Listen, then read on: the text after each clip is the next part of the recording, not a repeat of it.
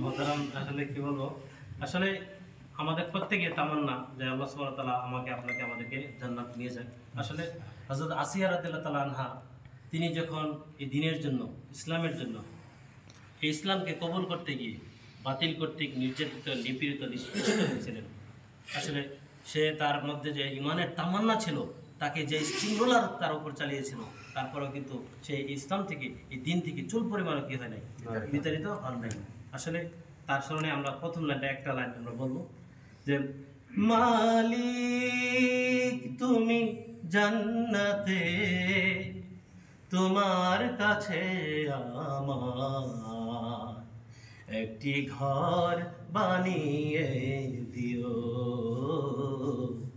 একটি ঘর বানিয়ে দিও, তুমি দিও হাউজে কাউসারের পাশে স্থান, দিও তুমি শীতল আরশের নিচে সম্মান, তুমি দিও হাউজে কাউসারের পাশে স্থান, দিও তুমি শীতল আরশের নিচে সম্মান।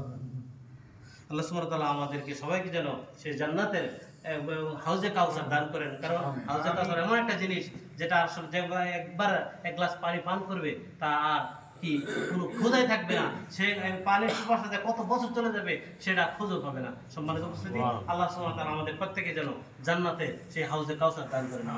আমিন।